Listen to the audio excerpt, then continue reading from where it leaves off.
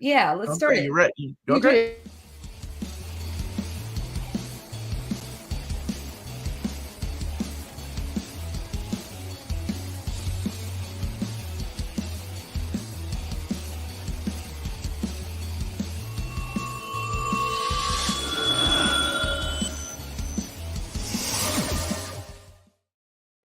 Good evening, all you Minties, and welcome back to another episode of Reelz Talk with your host, the amazing Amanda, my lovely co-host, the uncanny Omar. How's it going, everybody? Hopefully everybody has Amazon.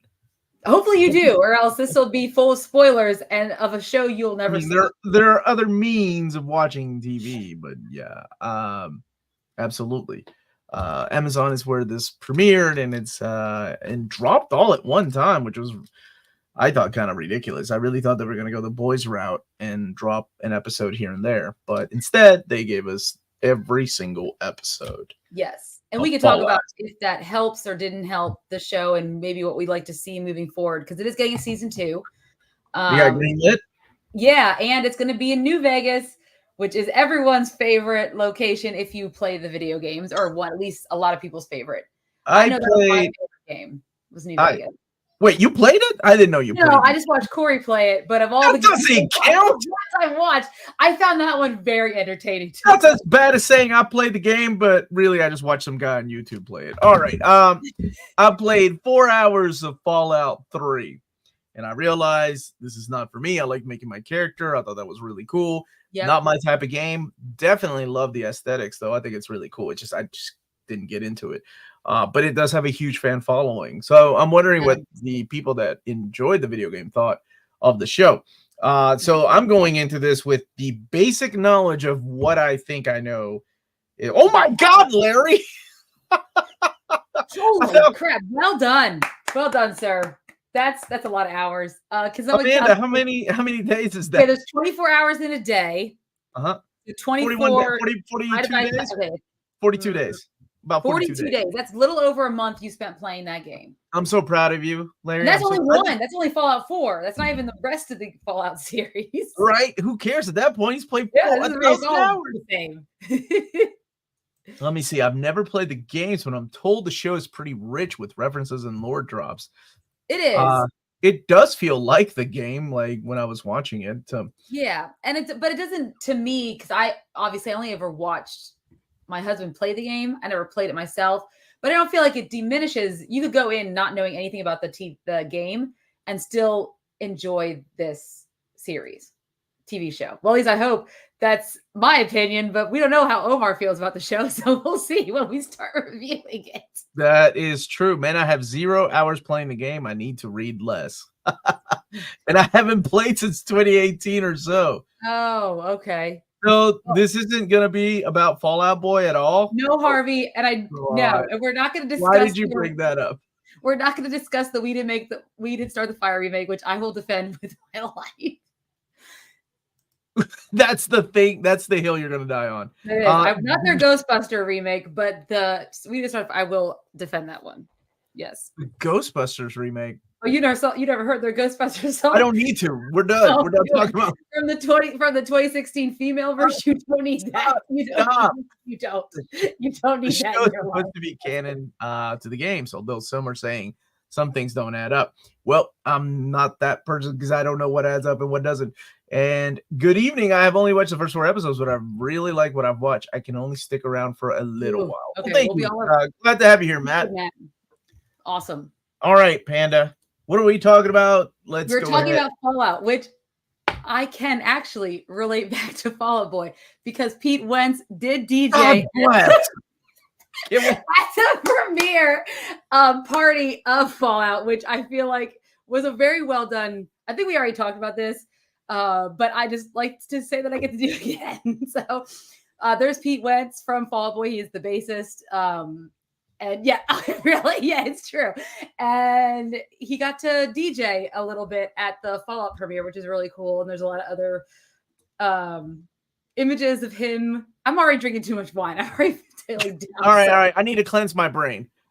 That is no, Selma. I am boob. God bless. Thank you. All right. Thank you, Selma. All right. Now back to the topic. Oh, wait a second. Sorry. But yeah, Bruce. Super chat from Bruce. I'm up to episode 5. Still not sure what I think about it. Seems just like extreme violence in search of a story. Also, never played any of the games. It does like the setting does feel like the games. Like I swear, I made my character and I went outside, and that's where I stopped. I was like, oh, this isn't for me. I can't do it. So tell me about the story. Oh gosh. All right. So the story takes place in an alternate an alternate timeline, an alternate version of Earth. I don't know really how you explain it. But basically there is a nuclear war that happens between America and some other countries. And we get to see that in the opening scenes of episode 1. And we are very quickly introduced to the idea of Vault-Tec, which is a corporation from America that designs and creates all of these different nuclear fallout shelters all across, I guess, America. And we are introduced to the residents of Vault 33.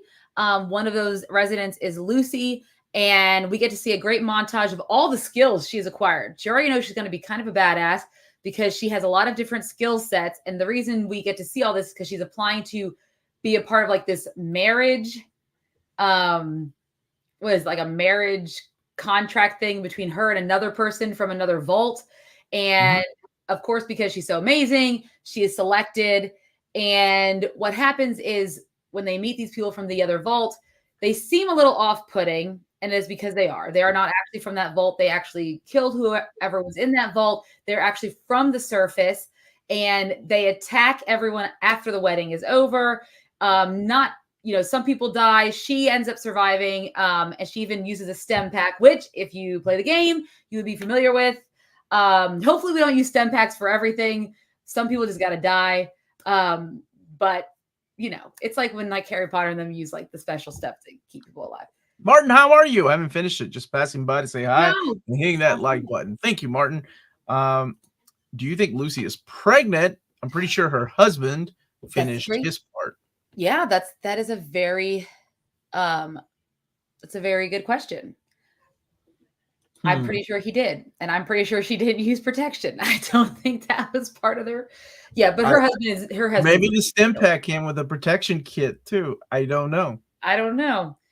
Not sure about that one, James. Yes, but she does survive, but not before the these people from the surface, headed by this woman named Moldavar, end up taking her father, who is kind of like the leader of this vault. They take her father as hostage. And it's clear by the way Moldavar talks that there's more to meets the eye. She wants him in particular for a very specific reason. And she kind of alludes to the fact that Lucy doesn't know her father at all. He does make sure that she and her brother survive, and he goes with them. And when Lucy escapes from, she's been trapped, like he's stuck her in like a little like closet thing that she can't escape. When she is able to escape, she decides she's going to the surface against the wishes of the remaining members of Vault 33. So Lucy's storyline is her heading to the surface to find her father. We're also introduced to another character who is Maximus. He is part of the Brotherhood of Steel. He has been living on the surface for a long time. Keep going, Amanda. I got to clean something up. Uh-oh. What did you spill? No, it wasn't me. It was the guys that were working on my basement leaned something up here, and they just made a mess. I'll be back. You keep going. Tell me more about this. All right. So then you are introduced to Maximus in the Brotherhood of Steel, and he is wanting to be a squire, and through a series of events, mainly his friend Dane, who is supposed to be a squire, but then gets injured, and turns out they injured themselves, but we don't find that out till later. But they end up sending Maximus in Dane's place. And so he ends up squiring a knight of the Brotherhood of Steel. And after that knight is attacked by a mutant bear and is dying, he decides to let this guy die because he's kind of a dick. And then he takes his Brotherhood of Steel suit of armor and he decides to play this certain part. And of course, they end up meeting up during their journeys. We're also introduced to another character you see at the very beginning, which is an actor named Cooper. And you see him with his daughter. They are in the beginning, before all of this happens, when everything is normal before the nuclear war occurs. He's like an actor playing this like cowboy part that he used to do for a party for these really rich people. And him and his daughter see, like, that's when the nuclear accident, they start to see, the bombs hit. And so they're trying to escape. Well, now we're 219 years later, and he's still alive. And this is also, I guess, spoilers if you have not seen up to certain points of this TV show. But yeah, he is what they call a ghoul. So he's like a mutated human who is able to live for a long period of time because of these, these different fluids and stuff that he puts in his body. But it does come with consequences, as we find out throughout watching the 8 episodes of this, where if you become a ghoul, you do have the bad luck at some point to maybe lose all of your, like, what you consider human faculties and become like kind of feral in a way. And so you kind of see that as he also meets up with Lucy. And essentially, Lucy's trying to find Moldovar. Also, the ghoul is trying to find her dad, we learn throughout the series or throughout the season. And Maximus kind of joins up with them because as Lucy goes through, because she's the main protagonist, and as she goes through the episodes, she starts to learn a little bit more that everything is not what it seems. When they were down the vault for however long they've been down, obviously they've been down there for 200 years, but she's not 200 years old. It's just, through birth and everything like that.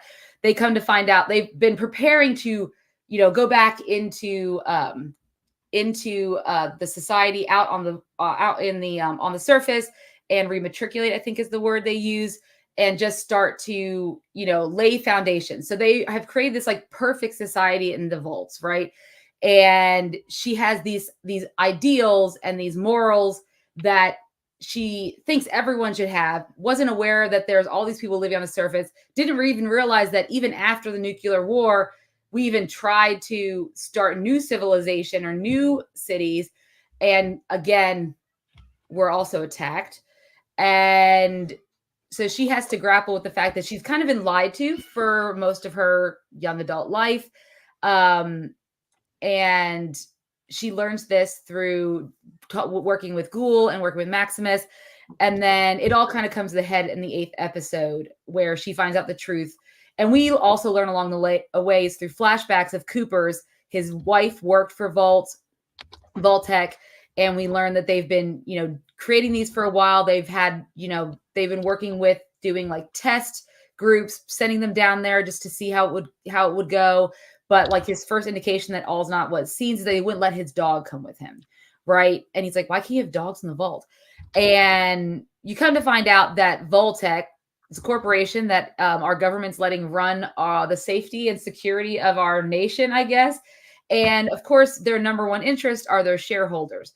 And they, yes. And them and a number of other corporations are taking upon themselves to decide what's best for our country, our governments. And that is they pretty much are creating these wars that are happening in order to obviously A, use their product, and B, at some point create a world that's pretty much run by Vault-Tec.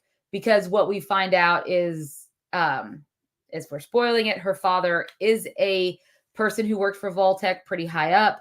Cooper actually knows him because he met him a long time ago, or before everything had happened. And we find out because her brother does some snooping while he's stuck back at Vault 33. He learns that one of the vaults that everyone seems to come over from, Vault 31, and they never remember their time at Vault 31. And he doesn't understand why they won't remember this. And hey. Yes.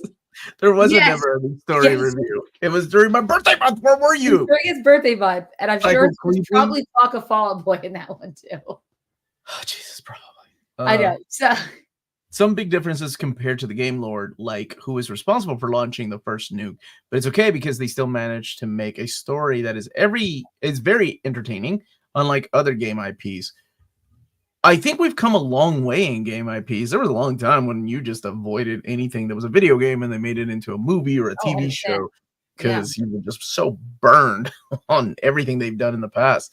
I think Last of Us really set that bar so high that it can be done right if enough respect to the lore is there, and I don't know. But anyway, go ahead, Fallout. Continue. Yeah.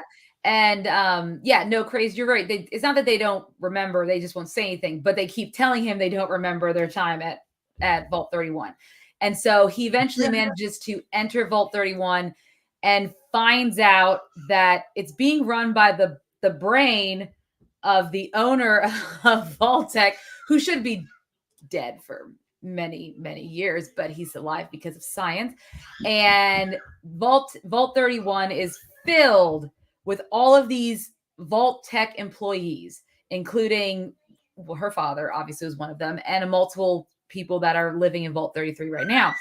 And the whole goal is they would bring them in and start to populate and things like that. Because you come to realize that there is a limited amount of people. You see Lucy and Maximus visit another vault far away from them where they let people in from the inside, or they say they let people from the outside in, and there's inbreeding, which produces mutations, offspring, not even cool mutations, like things that are not supposed to happen, but that's because of inbreeding, which we know for a fact that will happen if you inbreed too much.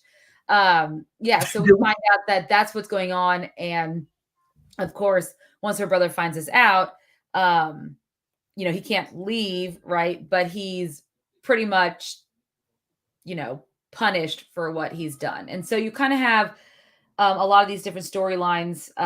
We didn't talk about the ending for Lucy and Maximus and the ghoul. They do manage to find Moldavar and her father. But Moldavar reveals the truth that her father is responsible. He's part of this. He's responsible for everything. He's responsible for the destruction of, what's the name of the new city they built up? Sunset Boulevard. Nope. Sunshine. Anyways, the new civilization that Maximus was living in. He's responsible for the destruction of that, which of course pisses off. Why did I don't know. Okay, Harvey Picard, I'm gonna stop you right there. This could go. Shady Sands. Thank you guys. Shady Sands. Yes, Shady Sands was the place. And we realized that because they couldn't let people just build up their own societies without Vault-Tec being involved, so they bombed it. And she also realizes the reason why her mom's not around is because her mom, of course, knew the truth. She knew Moldavar. She goes, and she actually took Lucy to Shady Sands and showed her what this, this new, like when she was a young girl. But of course, her memories as a young child can get muddled over time. And her mother fought against this idea of bombing and things like that. But she ended up stuck in Shady Sands when they bombed it. Her mother's actually a ghoul herself, but very far gone, like very, very far gone. And so then she's actually there with Moldavar and her dad, Hank, who's stuck in his little cell of sorts. And so there's, a fight. And the whole idea is she had the head of a scientist who had the knowledge of cold fusion, or have cold fusion, and that's endless energy. So if Moldavar gets that, which is what she wanted, and she was going to use it to trade for her father, then they have this endless energy that they can use, which would be very helpful when you're on the surface. So she gives it to Moldavar. Hank's all upset. He's like, you don't understand what's happening. But then there's a fight. Moldavar ends up dying. Hank takes Maximus, his brother's steel suit, and he escapes. And Lucy and Cooper are like, we're going to go after him after she mercy kills her mom. And Maximus is like, I'm going to come too. But then she knocks him out, and they leave without Maximus because she doesn't want him to be a part of it. She's trying to keep him safe, I guess. That's generally the story of season 1, which obviously leaves a lot of storylines open of where to go next. Okay. So, man, good job. Less than 20 minutes. Everybody. Man, amazing Amanda. I know. Yeah. Okay, go ahead. Yeah, that wine makes everything speed up, baby. Okay. So, in this first season, which, like I said, dropped in one day, the entire season, all the episodes. What was it that okay, so you watched your husband play it. I played 4 hours of it. I have, I don't Fallout was one of those games that, oh, they're making a show. Oh, Amanda wants me to watch it. Sure. Otherwise, I would not have watched it. Like nothing about the trailer intrigued me. I do love Walter though. He's awesome. Walter Goggins. But I don't know if that was enough of a pull. The aesthetics look pretty cool. It would have been one of those that, well, let's see what this is about. Then probably gotten hooked later on. What about you? What did not work for you in this? In season 1? So in the beginning, you know, it was the first episode. I think was really strong as far as a very direct story, like very direct entry into what this world is, who everyone is. And then when you started adding the different storylines, the middle episodes I felt got a little bit clunky. And that was a little bit difficult for me, like plotting through some of those. But I did like the mystery of what's going on. And they did a really good job towards the back half of really leading us down to the final like revelation of what's really going on, who her father is, what Voltek's really up to, what's Cooper's role in all this. And I guess Cooper's also the model for the Fallout thumbs up dude, because that's like, you know, they had him do the modeling. Well, he was doing that at the beginning, right? With the yes, which is a thing he learned from the army, because I guess it's a thumbs up if like there's going to be like a bomb or something like that. It's like a signal that he used. Yeah, so that's cool. That's a little fun Easter egg because no one ever knows where that guy came from, right? Yeah, but I think that was originally like when I first started watching it, because I had to watch it twice through. You watched the series twice? Yes. Wow. That's a lot of watching, man. That's 8 episodes, right? Boy. Yes. But what I did like, but I mean, so that was the big thing. It was a little clunky, so I did have to watch it twice. However, I really thought they nailed the aesthetic of the game. I liked how they threw them on little side quests, things that you might do in the game, for example. But because I asked Corey, I was like, well, in the game, is this whole Voltek's over everything and it's all this big, is that in there? Is that the storyline? He's like, no, usually like you're like the chosen one, or you're trying to find something or do something. And I was like, okay, so they actually like built they're all a little different, right? Like in the I remember in Fallout, what was the one with the dad that had to go and look for his missing kid?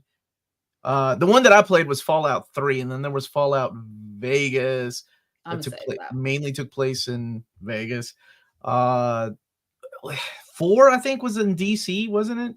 Like they all have different stories. But I don't know. Fallout 76 was the most recent one, right? When they're you got him, dude. I don't that ain't me. I don't know. Maybe the chat will know, but chat? I don't know that one. Chat. Yeah. But and Aaron brings up a good point. Maximus was another, like, I really liked Lucy. I loved Walter Goggins. And Lucy, that actress, if you guys aren't familiar, her name is Ella Purnell, and she is one of the actresses from Yellow Jackets. I guess she's technically in season 2, though, spoiler alert, she's a frozen ghost zombie in the 2, talking to her friend from the dead. Wait. I haven't seen Yellow Jackets. Oh, wait, never mind. Anyways, but I'm not in a hurry to see. That's another show much like this that I would have been like, maybe someday. Yeah. But she was fantastic. She was very, very intriguing actress. And I don't know if it's the big eyes or it's just her acting. Yeah, I love her eyes, man. Big eyes. She was a focal point for me, and then of course Walter Goggins, because he's just a fantastic actor, and you know, the prosthetics and stuff that they used, the makeup they used to make him the ghoul was pretty on point. I thought it was fine. Mm-hmm. But Maximus was a weak character for me. I don't know if it's because he looked like what's his name, Jonathan Majors, and I couldn't get past it. And I was like, hey, he could play Kang, baby. He had some good parts but his storyline to me wasn't the strongest storyline. And so maybe next season he'll have more of a storyline. I hope it's not just following Lucy and figuring out where she went. I hope it's something else, because obviously he needs to do something with the Brotherhood of Steel, right? So I don't know. We'll see what happens. Anyways, yeah. So what did you not like about it, Omar? Because you never. what Really? I don't have a lot of negative things to say about it. I actually really enjoyed it. From the get-go, that opening sequence was awesome, man, with the blast, the mushroom cloud, the party, the party's happening, and then like he's out there with his daughter. Yeah. And she's doing this, and I'm like, oh my God, don't do that. Oh, I didn't know, that was gonna happen. That was really cool. Surprise, usually the internet by the next day is already spoiling things like that or making funny memes about it, right? I think some of the CG didn't work as well as others. Yeah. Like you said, some of the storylines were stronger than others, but I was concerned about her journey, trying to find her father, and the ghoul's journey, trying to find his family, and how he became the ghoul. Because we had a series of flashbacks. There's that that really was it episode 6 that had the black and white intro, almost like a Twilight Zone intro where he's talking. I thought that was really cool the way it was shot, and the way it kind of fit into the episode. It was quite excellent. Outside of Maximus was okay. His storyline was okay. If it was just about him, I don't think I would have followed the show because cool outfits, right? Like at times it looked really cool and bulky. It looked like at times I was like, oh my gosh, are they going the Iron Man 1 type of like effects, like special effects? But yeah, not a lot to gripe about. No. Score was really cool. A lot of the actors were great. I mean, you had Kyle, oh my gosh, what's his last name? Yes, the guy from Sex and the City. No, I'm just kidding. Also in Sex and the City, but he is. But Dune, the original Dune, right? And of course, oh God, I forgot about that. He was. Paul Atreides. Yeah, he's the original Paul Atreides, and of course, Twin Peaks. Which, when you mention what's it called, that always reminds me of like a new Twin Peaks. What's that show that she's on? Ella's on. Oh, Yellow Jackets. Yeah. Yeah. And yeah. Speaking of Sex in the City, so was that one lady. What was her name? Her character. Yeah. Yes, the leader of the rebels, if you will. I know entirely too much about Sex in the City, apparently. You do, because I didn't know she was Sex in the City. I remember him. I think he was like a boyfriend of Sarah Jessica Parker's, of Carrie's, but I do not remember. Oh no, are you? I didn't watch this as much as Omar did. Was Charlotte. He was Charlotte's man. Remember? You're right. He was Charlotte. I mean, that's what I've heard. Not that I've seen every episode. Watched more than me as a man. Or all the movies, all 2 of them. Okay. But outside of the, some bad CG from time to time, it wasn't awful though. Sometimes the ghoul's nose looked a little too superimposed, like something's going on there, like he wore something to keep it like.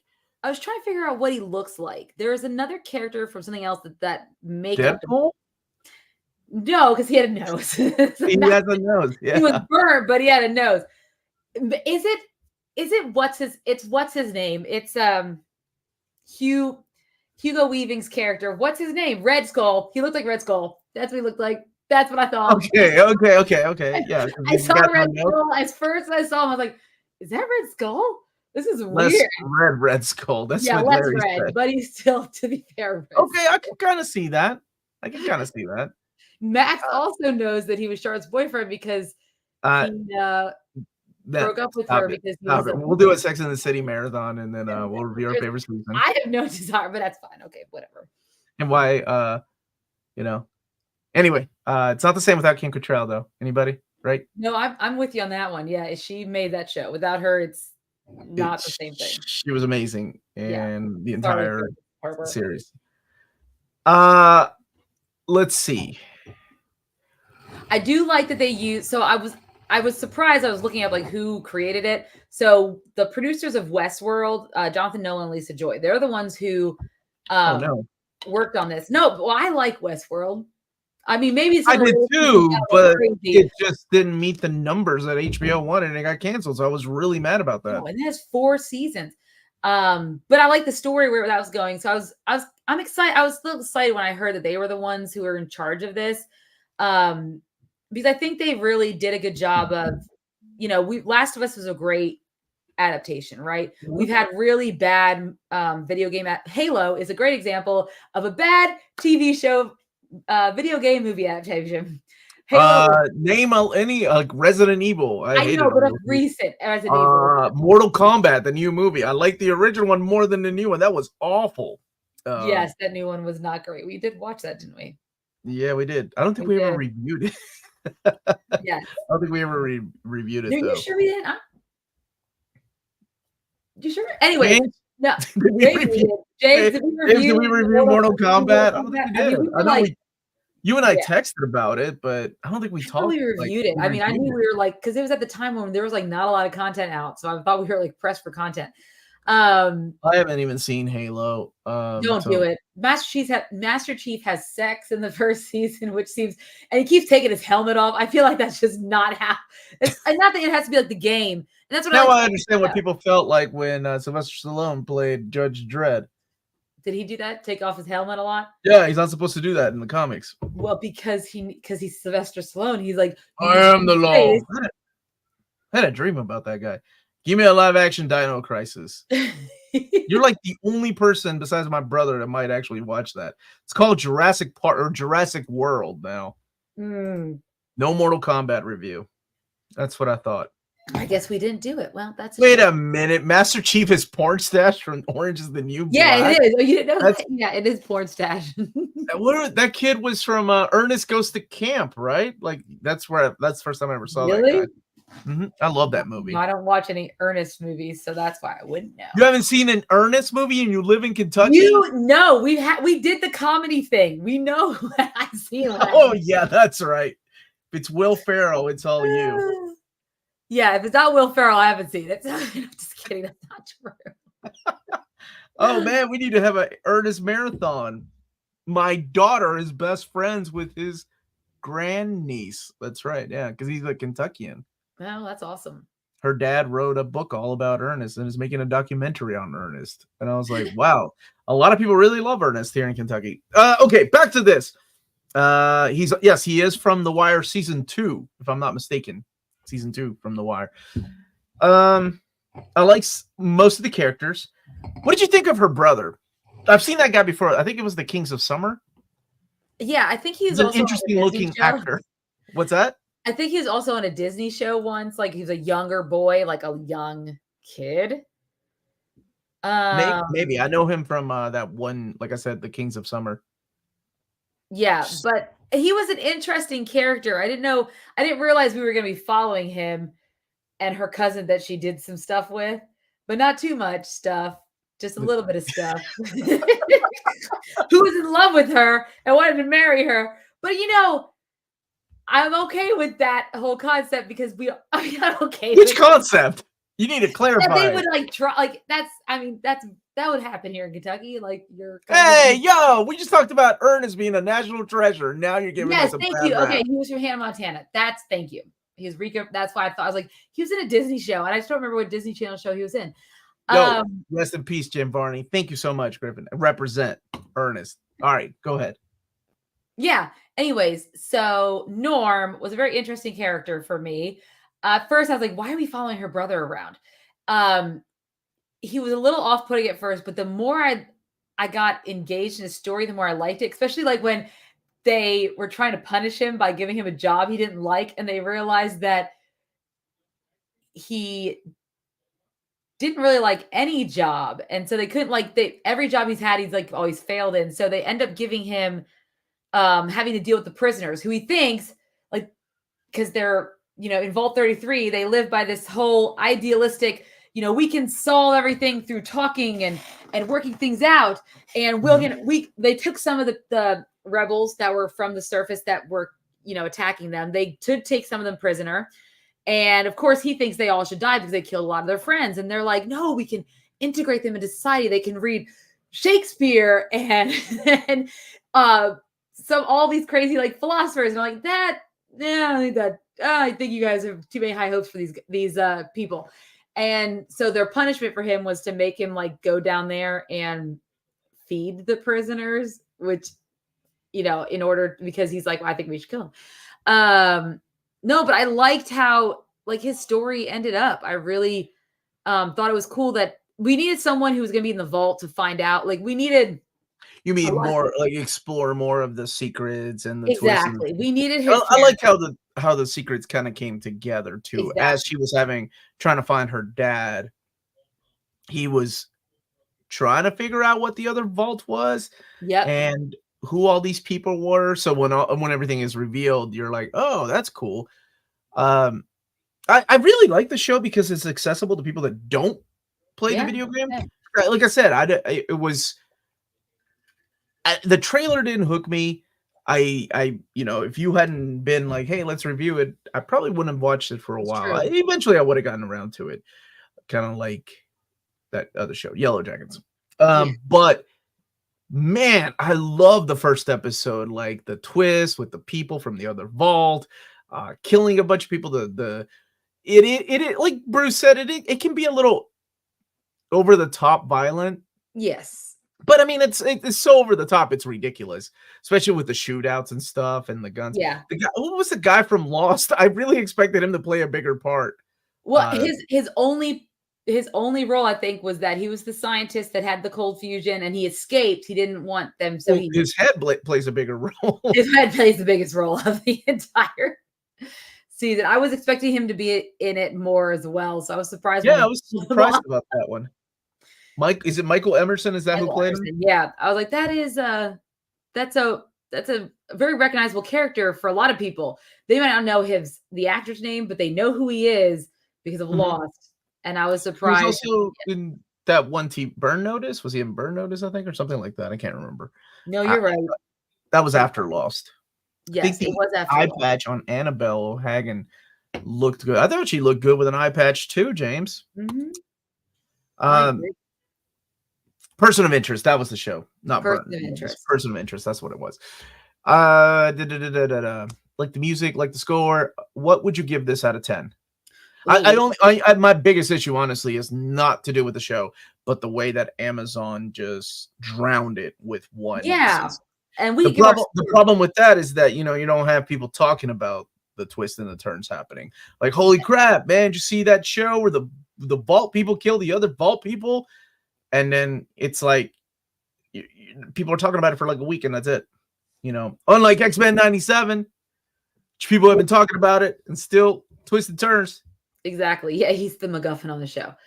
The head. Yes. Yeah. No, I don't know why did they do that, because everything they've like. Did they either not have the voice was? Yeah, that's why I was surprised. Because they're going to get a season 2, and I mean, if you see the numbers for Fallout as far as streaming numbers, I mean. It's doing great. Yeah, it is doing great. And I don't know if it's just that Amazon was playing around with trying a different technique that they're not used to. I think it was a great show. I really enjoyed it. I loved the story they're telling, which I think and the way they're telling the story is great. I like all the mystery. I think it sets itself up for a lot of future seasons, not just a one and done. I like the setting and the way they created the Fallout world, even though, I'm only really familiar with like New Vegas because I watched Corey play it. It still felt like the Fallout world to me because I'm familiar with a lot of those different things that you'll see in there. Like they even use like the Nuka-Cola bottle caps as payment and stuff like that. Like I'm familiar with all that stuff. So that was really cool to see it. But also I didn't have to, it's a good thing I didn't have to watch play the video game to understand what's going on either. So that was great. That's what I meant by like it's so accessible. So accessible. And I like that about shows like this, right? Last of Us was really accessible. And there's enough Easter eggs for people that watched Last of Us. Just like I assume there's so many Easter eggs in this season. The only Easter egg that I caught, well, I mean, I caught a couple, right? Besides like the thumbs up and stuff. Boy, was the very end of the season. The skyline that they were heading into with like I think they're going into Vegas, so it could be that Fallout New Vegas game. Maybe. Yeah, that's what they said this season. The next season will be featuring that. Well, I hope they learned their lesson from this. James is saying The Boys season 1 dropped all at one time. I don't remember that, but I'm sure it did. And so, and Max is saying that they're going to release it weekly in season 2. So guess they were trying to feel it out, and given the success of it, now they can go on with their normal weekly schedule. I think Fallout's perfect for Amazon. When you think about the types of shows they've been putting on their platform that are adaptations, like Invincible, The Boys, it's such a quirky, like, it's post-apocalyptic, but in a quirky way, right? And it's not like The Last of Us, all dark and dramatic, and it has that quirk to it that The Boys has, and it can be a little graphic at times, like The Boys and Invincible and things like that. So I think it's the perfect adaptation that Amazon needed. That was a video game adaptation. I think that was great. So for me, I really enjoyed it. I'm excited for season 2. I would probably give this a 8.5 out of 10 overall. I give it an 8. I thought it was good. Like I said, there's some CG, mainly some of the creatures that are in there, right? Like, just didn't look as good as fleshed out as some of the other CG. But honestly, I will say episode 1 was really strong. It was. If they had maintained that kind of quality throughout the whole season, this probably would have been like 9.5 for me, 9.5. But then there's nothing wrong. I thought it was still a solid show, but I feel like it had such a strong opener. It took a little bit of a dip for like episodes 3 and 4. And that's what I said, like that middle part. I do like the finale. I like where it went because I didn't know where it kind of kept me in suspense. I'm like, oh, is somebody gonna die? Yeah. So it was good. I liked it. I strongly suggest if people haven't seen it, to go and check it out. It's a really good show, despite of whether you play the game or not. Yeah. It's definitely one I would suggest everyone to watch. For the brain on a Roomba. For Bud. Wait, okay. Griffin X is like, Amazon, I don't know. I mean, is Rings of Power an adaptation? Oh, dude, why did you we were having such a good conversation. I know. Well, I'm just, it's to be said. I mean, they do some good adaptations. But is Rings of Power? But oh my gosh. All right, what is everyone else in the chat giving it right now? Larry's gave it a 9 out of 10 based on the first 5.5 episodes. James gave it a 9 okie dokie out of 10 okie dokie. What is that? Is that a thing from Fallout, or is it just James? Okie dokie, I think yes. Just James. Lance gives it 8.5 Nuka-Colas out of 10. Okay, great. Craze Ankylosaurus gave it an 8 out of 10, but a 7 if Goggins was in it. Goggins is great. I mean, he's so good, man. Like, I love his over-the-top country accent, like his cowboy accent. It's so ridiculous, but it's so it's like an extreme version of his Hateful Eight character, which I love. Lucy's catchphrase is okie dokie. Thank you, Larry. I knew it was something. Okie dokie. All right, I give it 9 inappropriate cousin relationships. Awkward, Max. That's really awkward. It is awkward, but it's always weird. Yeah. I knew it. Omar didn't watch it. I'm sorry I didn't catch your Lucy reference. 8 out of 10 from Brent. It's not the best, but I can see it getting better. Yeah, I think it has a lot of potential. Aaron gave it a 9 out of 10. Loved it. Griffin. I really hope the ghoul finds his family. That's what I'm worried about. Well, I want to know what happened. What happened to his daughter? What happened to his wife? Still alive? Because she clearly got into the vaults. Yeah, I don't know, man. And when he was eavesdropping on his wife, I was like, "Oh no, oh that's heartbreaking." Yeah, that was find out what kind of person you married, right? Oh, that was really awful. like this corporate. Yeah, it was corporate. My ass. He was about sacrificing people, man. She didn't care. She didn't want dogs in the vault, and she didn't care about the people. 9 for the show. I couldn't. Same, Larry. I couldn't get into the games either. Not for me. I can respect people that love it though. Like, it's got a huge fan following. I just couldn't get into those games, man. But I dug the show. I dug it. Yeah. Max said, "I hope the ghoul finds the real families and friends he made along." Okay. What an interesting family that would make if that was the case. Have you seen X-Men 97? This episode that dropped today? No, I have not seen it yet. I watched 20 minutes of it, and then I was editing, and I was like, "Oh, I got to come back and do this show." Yes. I'm not going to spoil what happens because you haven't seen it, nor I'll probably gonna watch it. we will have an X-Men 97 We will show because I cannot wait to talk about how amazing the show has been. But if you're a fan of the X-Men versus Street Fighter fighting game and anime like Evangelion, yeah, Rogue pulls these amazing moves that are straight out of those things. I was like, oh, that's so cool. But that's all I will say. That's the only thing I will say without going into spoilers. And I kind of thought I knew it was going where it was going because of episodes and the titles and stuff. So you had an idea. A little bit. You haven't seen any of 90s? Dude. You should get off the internet. Get off the internet. Go watch it. It's really good. It's really good.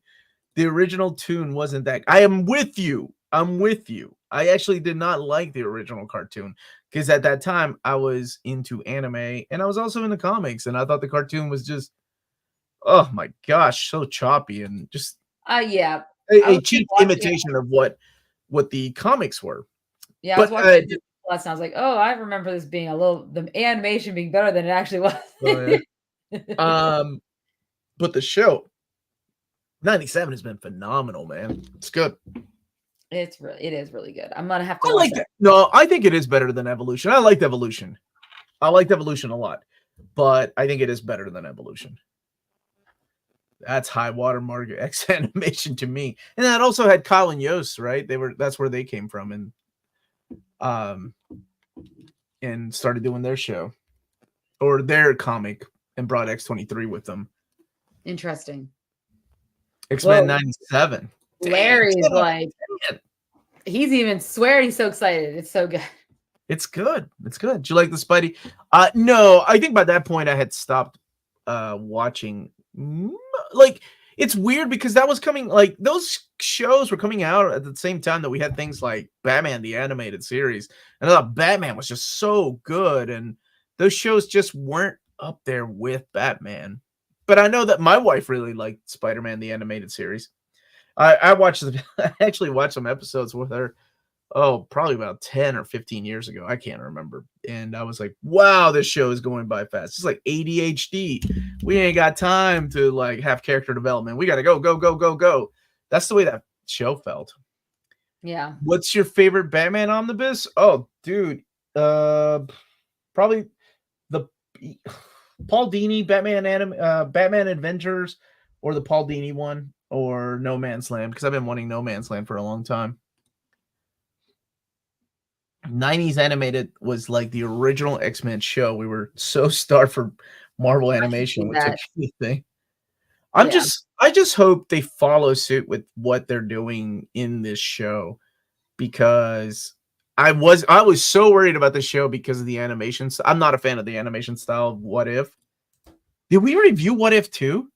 We did. I made you do it, and you still didn't like it. You're still like, no, it's still not for me. Yeah, What If it's such a waste of like opportunity. Money? Oh.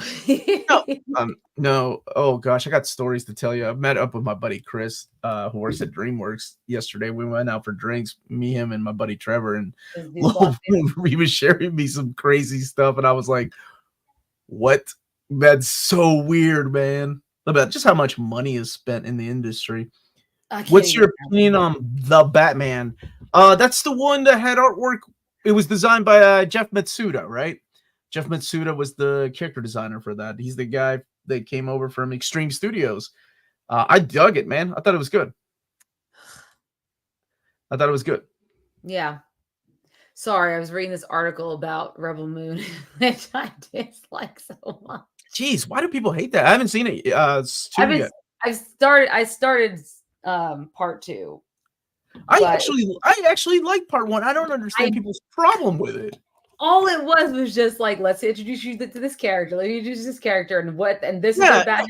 I mean, we've seen that concept before, right? Hey, village is in trouble. We need people to help us. It's the concept of 7 Samurai. It's A Bug's Life. Yes. Okay. So where's the originality? And I know we only tell the same like 7 stories. Bug's Life is my favorite Pixar movie. Exactly. No, the Bug's Life is amazing. It's one of my favorite stories, Pixar films. But it's really 7 Samurai. I mean, that's the same plot. but it's Magnificent Seven. It's written well. The It's new Magnificent Seven. I'm not saying it's a masterpiece. I just didn't understand why people had such a huge problem with it. Rebel it's 2 not written well. Like was most one of the his worst movies. It's not written well. I don't know what's so hard about that. Just like most of you don't think it's you think the problem is the dialogue? The writing, yes.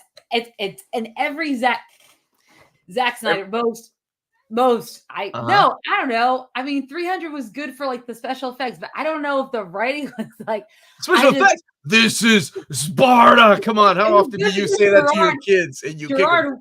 No, I was gonna say Gerard Way. That's not the guy. Wrong guy. Gerard Butler. I never see Gerard Way pulling that off. Standards, you bastard. I just happen to like. I don't like all his movies. I just don't understand the hate the guy gets. I really don't. Like people, you know how you don't understand how people like don't like James Gunn. I don't understand why people don't like Zack Snyder's like. Yeah, I'm sorry. I understand why they don't like his movies. I don't understand why they hate. Well, I don't hate his movies, but I don't because there are people that hate James Gunn. I don't understand that either. But people that hate Zack Snyder also don't understand.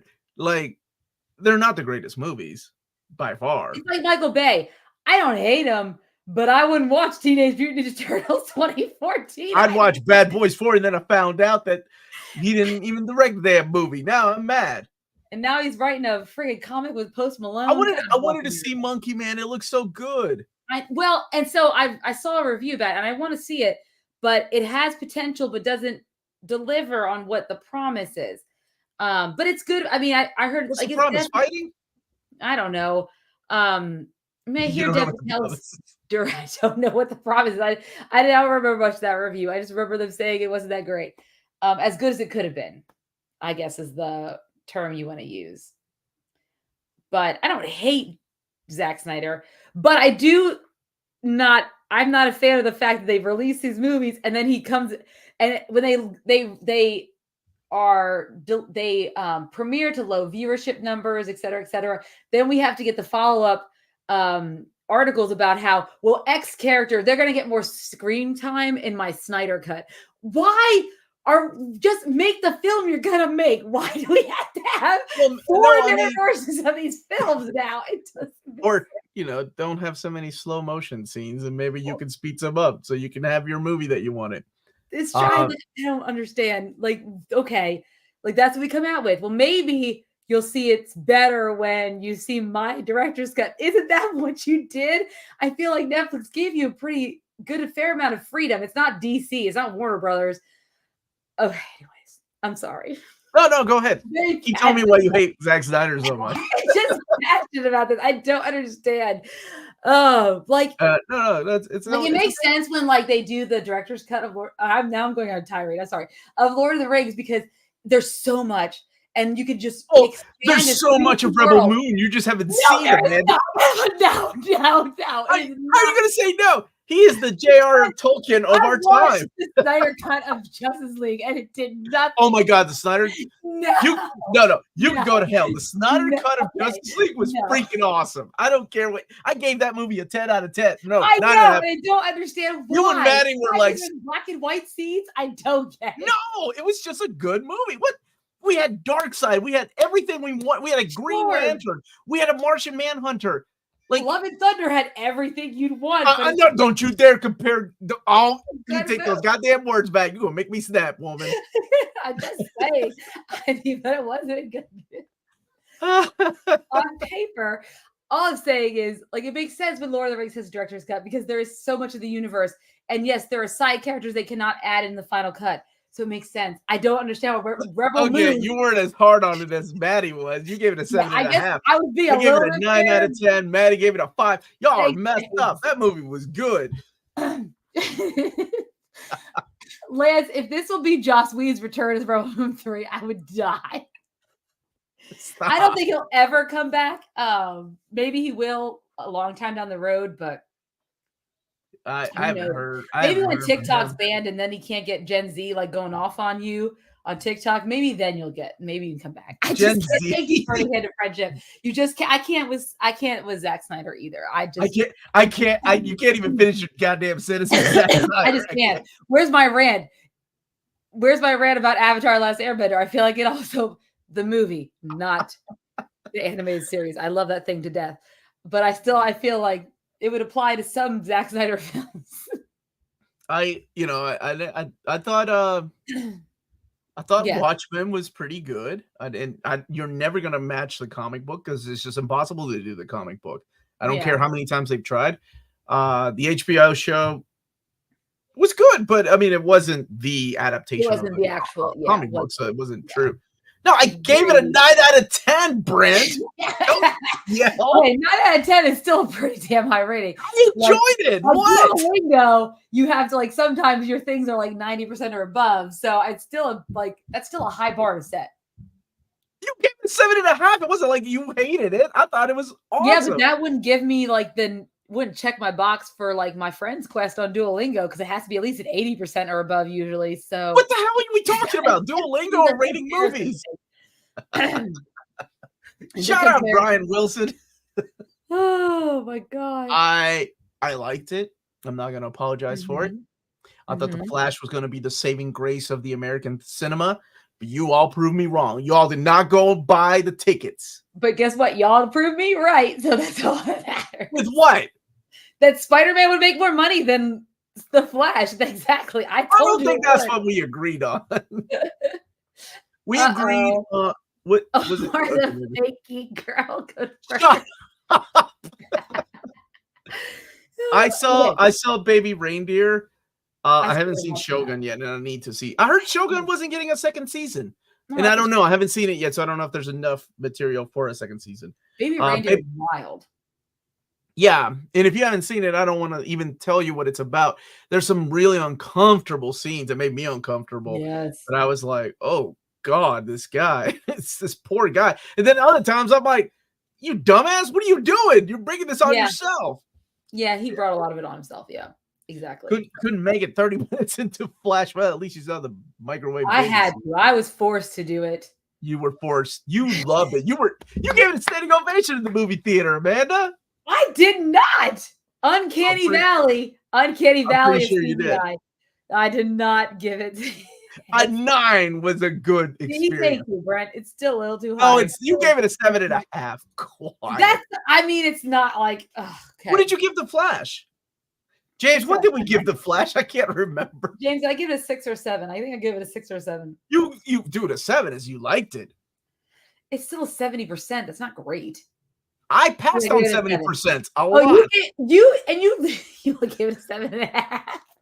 Michael Keaton, baby. Michael Keaton. I think that's why I gave it a 7 out of 10. Michael Keaton and Sasha were pretty good. Kaye, they were pretty good. Oh, she was great. Yeah. She was. This guy, man. Oh, God. If it wasn't for him, I'd probably give that movie a 3. Wearing the bat suit again. Maybe he can still wear the bat suit in James Gunn's universe. I would take I think he's done. I think he's done. I think he is done. Is he done with the Vulture though, or is Sony still got him around like the throat, still like making him the Vulture? If he shows up in Kraven, I'll die. If he shows up in Kraven, I really hope he comes and recruits Kraven at the end of that movie. No, I really hope he does it for many reasons. Birdman was good, but he ain't no Batman. The messed up thing is they said they made the main female character in Baby Reindeer different enough, but the real woman has already been seemingly tracked down and she's just like her. Oh, that's creepy. That lady. Oh, man, I saw the new Trap movie trailer and was intrigued that it was going to be a good thriller. Oh, no. I'm out. My brother showed me the trailer. Oh, I know. He goes to a Boys to Man concert or whatever. We're going through the Josh Renaissance. The Josh Renaissance? The Josh Hart Renaissance. We're trying to make that happen. He came back from one movie, and but it's I did hear. Okay, so a couple of things. I'm not a fan of M. Night Shyamalan, but let me tell you something. Thing in the whole world. I'm not a fan And I'm not one of these people like, oh man, like his old stuff was good. I like The Sixth Sense. I actually like Signs, but I hated Unbreakable. And I know you all, yes, you all loved you some Unbreakable. I don't know what the hell's wrong with y'all. I was calling M. Night I didn't even out watch back Unbreakable. then. Okay. But his daughter is directing this movie. So I thought that was really cool that his daughter this is her directorial debut. Oh, The Crap is? Mm-hmm. But I mean, even in the trailer, I was like, this is so stupid. Why is this hot dog vendor like, why does he have all this information about the police that like that is a good point. He is revealing way too like, and you know, unless it's a setup, like, we don't know what's gonna happen. Why did they show like the Hardnet with the like kidnapping people? Like, if there's gonna be a twist, the twist is gonna be like something stupid, like, oh, his daughter is the serial killer and he's just kidnapping them for her. Something I hope to God that's not the case. But something M. Night Shyamalan like that. It's a really weird concept to be trapped in a concert and you can't leave, like, with all those people. How does he get that money? I remember when we saw the trailer, I was asking my brother, I was like, go see that pop star? No, the money, the funding. Like, there are so many movie studios that just fund his money. Like just fund his movies. Like, it's crazy. Because they still make money, even if people bash him. It's at a Fall Out Boy concert. If it was that'd be a wild show. That's wild. You don't even understand. There's so much to that. Their set designs. Trap is made by M. Night. The Watchers is by his daughter. Yeah, I was like, I forgot Max is the #1 M. Night Shyamalan fan. He's part of the fan club. Abigail trailer had the twist right in. Oh, dude, don't even like. I hate American horror movie trailers with a passion. What was there was one that was based on Record. What was that called? We didn't watch it. We watched Record. Yeah, which was superior. And I hate you for that because I had nightmares and I couldn't go to sleep that night. Wait till we watch movies here with the surround sound, Amanda. Oh yeah, baby. I'm in his basement. I don't want to watch a scary movie in there. Someone better hold me the whole time while we're watching it. You can hold the dog or the one of my kids. The Strider will cuddle. It's fine. Quarantine. That's what it was called. Quarantine freaking showed the ending of the movie in the trailer, and I even called it. I was like, "What? The room where the lady is?" Yeah, where she gets pulled back by the creature. Yeah, that was in the trailer. I don't remember. That was a long time ago. My daughter and I are watching Late Night with the Devil because I really like that guy. David. Wait, my friend Chris told me how to, because he's worked with him. This is a chin. This is. The guy, he played Polka Dot Man. He played the guy in Ant-Man. David Dastmalchi. Tish. One more time, say it. David Dastmalchi. He said it like this. This is my chin. That's how he pronounces it. This is my. It was something like that. Yeah, because I was drinking last night, but I remember look at it. Was like. Dastmalchian is what it looks like. So Dastmalchian. Like that's my chin. That's my chin. That's what he said. That's my chin. That's my chin. David Dastmalchian. That's how he remembers every time he had to go into a meeting with him. And that's how David told him to pronounce it. What's that? He was gonna do it. Oh my god, that's what I have to tell you about all these funny projects. On air or off air? Is it on air? Off the air. I'm like, oh yes. Anyway, we started watching it and I'm digging it so far. I love the way that it's shot. I like how creepy it is. Jesus Cristo. No, not that guy. But yeah, that one looks good. I can't wait to finish watching it. My kiddo and I were watching it. I like David Dastmalchian, so I'll have to watch it. That's my chin. That's my chin. Spill some tea, Omar. Spill the tea. I didn't sign an NDA, but Chris is my buddy. What is your next TV review? Dead Boy Detective Season 1? Oh my god, it does. I'm excited for Dead Boy Detectives. It's on my like notifications. Like Netflix will remind me when it's available to watch. I'm excited for that. I'm excited. I like the comic, and it's part of the Neil Gaiman universe. And something has already been spoiled for me as far as a character that shows up in the freaking series. So. Oh, really? I have not. Nothing's been spoiled for me. So Yeah, I can't remember who spoiled it for me. I was really mad. I was like, why would you say that? I haven't even seen the stupid trailer. I just want to go into it completely blind. So what's our next TV review? It's a good question because we're going to do X-Men 97 when it wraps, but that's not going to be until we got 3 more episodes. 15th. Yeah, so we got a couple more episods for that. I can invite Peter and Oddfell for that because they've been dying. I love that. So I need to ask Peter all the questions about New Zealand. What about X-Men? I guess that's you. Yeah, I'm sure. The Curse. I did watch that. I don't know if anyone has seen that. It has Emma Stone in it. It is her and her husband are like doing like an HGTV type of like TV show. What's it on? Paramount. I'll watch it.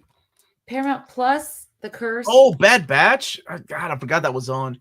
Let's do maybe. Yeah, it's on Paramount Plus because it's a show. Man, let's do Dead Boy Detectives. That sounds. I would love that because I can probably knock that out in a couple of days. Weekend? Yeah, I could too. That'd be easy.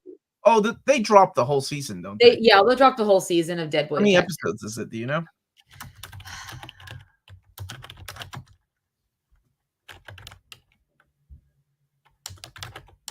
See, when I drink too much wine, I can't do this properly. 8 episodes. Easy. 8 episodes.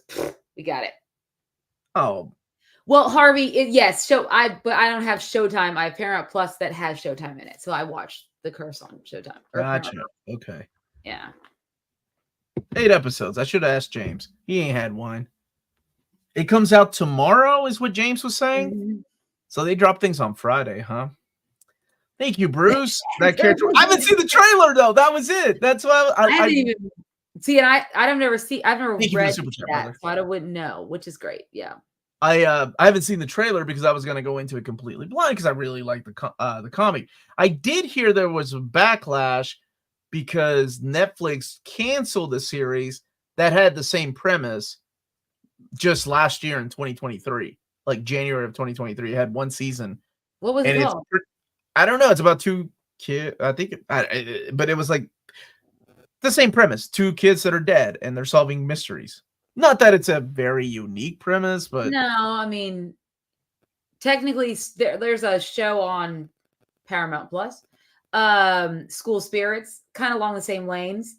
It's a girl who dies in her school and she's stuck in the school, and she's trying to solve her own death. Her and the other dead people and her one friend who can see her for some reason. Casper the Friendly Ghost? No, it's that girl from the badass girl or from Cobra Kai. Yes, that girl. I know who you're talking about. You know what is her? Corey with an I? Corey with yes. Mm-hmm. Corey with an I, yeah. Oh, she's a cutie. She's a cutie. I like her. She is. She was good in that. I like that. I like the twist and what happened at the end. That was also great. So next week we will be back on Wednesday at 8 p.m. Eastern Standard Time to talk about Dead Boy Detective. So join us for that. Go and watch it. Is it going to be the same dead kids from Doom Patrol? Damn it! That was a season. That was a show I didn't finish. I need to finish Doom Patrol. Something tells me it's not going to be. They probably recast if it's a Netflix thing. That was a Max show, right? And that was a Max, yeah. Or HBO show. Yes. James, does it have anything to do with the Red Hot Chili Peppers song? Under the bridge. No, I have not seen it. But that was really good. You should karaoke that the next time we go. Next time I will. I love that song. Doom Patrol finished pretty strong, so it's worth watching. Oh, I'm gonna go back and watch it. I really like that show. That's one of those I have to go back. I might have to go back and. Have you finished Invincible season 2? No. In its entirety. I haven't even started. That's when we should go back and at some point because we reviewed the first half of season 2, but we have not talked about season. Yeah, we should have done it while it was hot. Oh, my TikTok videos. Is it hot? It's barely. I've barely. So that's the thing, dude. On TikTok, it was blowing up. Any TikTok video I had with right now because it's been like the last few weeks. Has it been like the last? Few weeks? No, last one came out a couple days ago, and it was still doing good, performing well. I don't know. Okay, my TikTok algorithm must be very different. Your TikTok algorithm is out of whack, dude. No, it is not. it's nothing but like this dude, and that's about it. Like them dudes. That is not. It's also a lot of book talk, so there's a lot of that in there. Sure, there's a lot of book talk. I just want to watch Knuckles with my kids. So is it true that Keanu Reeves has been cast as Shadow the Hedgehog? That's amazing. The voice acting for these movies and shows are just so weird, man. Invincible Part 2, you have to get through. It's on the cusp. Yeah. Really. I'm a fan of the comics. Did you know China owns Shut up, Ryan. Of course I knew that. We did not know that. 85% of the toys I have in this house were made in China. Yes, it's true. Most of the clothes I probably own were made in China. We didn't talk about it, but we did see 2 weeks ago, Civil War. Oh yeah. Yeah. The age you liked it more than I did. I said it was about 7.5. Yeah, I would have I wish they had spent a little more time traveling. That's all I'm not gonna spoil it. But you want to give them a little time for what? I wish they had spent more time traveling and with the travel. Yeah, I know. Yeah, and spent definitely more time with Jesse. What's his name? Plemons' character. Yeah, that scene. He had a bigger role than he ended up having. I was disappointed with that because he's very heavily just featured. Went too quick. Yeah, it did. I mean, it was impactful, but it went quickly. Yeah, but like I said, are you all talking about China the wrestler? I don't know. Did she die? Have I missed something? Yeah, no, she passed away a while back. Yeah. I did not know that. She did. Yeah. Yes, Hayden Vader dude would have been better than Keanu. It's just an odd choice. Idris Elba, I love Idris Elba, but as Knuckles, I remember that. I saw the second Sonic. It wasn't as good as the first one, but we will still. I'm watching Knuckles with my youngest. Amanda, what rating would you give Civil War? Oh yeah, would you give Civil War? Oh, I would give it. I did. Yeah, I'd give it an 8 out of 10. I thought it was solid. I mean, yes, the ending. Omar called it. It was fairly predictable. But I like that it's trying to tell. If you think you're going into it for some partisan piece or whatever, it's not that. Now, if you already are going in thinking that's what it's going to be, you're going to somehow try to twist what they're talking about, what's happening into some partisan conflict. There's nothing political about it. It's more of a discussion of like journalism and war and what that means, like, taking yourself out of it to photograph these horrendous things that are happening, right? These horrific things that are happening. So that's like a major theme throughout because the people we're following are all journalists. But also, what can happen, we never know why these civil war occurred, what the factions are, because by the time when you're watching the movie, you're kind of at the very near end of the Civil War, right? We're in it's been going on for a while, but they don't really go into why Florida and California chose to go together, or California and Texas chose to go together, and then why Florida came and did their own thing, and now we have all these different factions. Because it's not the point; it's just how easy it is for people to turn on each other and hurt one another based on whatever ideologies, whatever politics. It doesn't even matter because it's just how easy people can turn on each other, and you see it all the times in a lot of different countries based on beliefs and things like that. And you never think it can happen here, but it can if you have the right catalyst.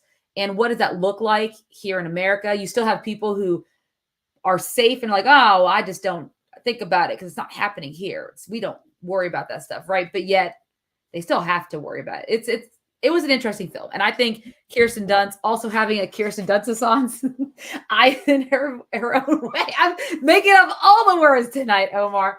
I think you're on a roll, really good job in that. She did a really good job in the movie as well. I really liked her. She was good. She's the guy who played Narcos guy. Oh yeah, Narcos. He was freaking Pablo Escobar. He wasn't a Narcos. Yeah. Yeah, he was in it. His role was pretty interesting. A little bit creep. Because when he's in on that, I thought that girl was like in high school. And I was like, why is this dude hitting on her? This is so weird. Like an 18 or something. I don't know. Sure. Omar is awesome. I go to him when I need to lose money on my hobby and Right, my Michael. finance or when I need to save and plan. I can't wait. I appreciate that, Michael. I'm so sorry. California and Texas team up. That might be the most fictional. Oh, we made a lot of jokes about that on the way Yes, home. that is a very now I say that, but isn't like so a lot of California A lot of Californians have left California to go to Texas, and that's why I had a lot of Texans leave Texas to go elsewhere. That's actually a thing that's happened in the last 10 years. They've been the number of Californians who've come here to Kentucky is astounding. Like, why? Oh, if they still make California money, yes, you come to Kentucky to live. Yeah. Oh no, they're not though. It's just that the prices, everything in California is so expensive. Even outside of like LA, San Francisco, and San Francisco has become apparently something just not great. According to my coworker who lives there.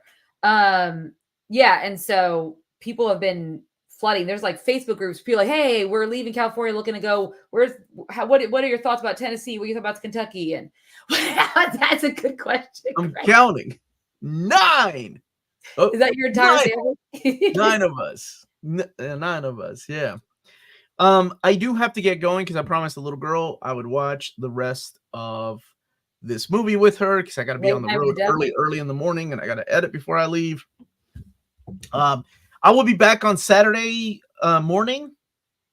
It might be a little bit earlier, probably about 9:30 Eastern Standard Time instead of the usual 11 o'clock Q&A because I have I'm hosting a panel at C2E2. So if you're in Chicago, come and see us, please. Yeah. It would be cool. Anything else? Panda? No, that is everything. Next week, we'll be doing a review of the Dead Boy Detectives Season 1, which is out on Netflix tomorrow. So go ahead and watch it, get ready, and come share your thoughts with us on next Wednesday, 8 p.m. Eastern Standard Time live. But with that, thank you guys so much for watching. Don't forget to hit that like and subscribe button. Remember to follow us on all of our social media channels at NearMintCon. Remember, check us out on Spreadshop for some great Near Mint condition merchandise, and check us out on Patreon for $1 a month or more. You can support us here in what we do and get some really cool perks along the way. And last but not least, it's classy and cool. It must be Near Mint. Good journey till all are one, and we will see you all next time. Bye, everybody. Is that you? Thank you, James, for sharing the information. Yes, thank you, James. I'm going to go ahead and end the video because I don't think you are.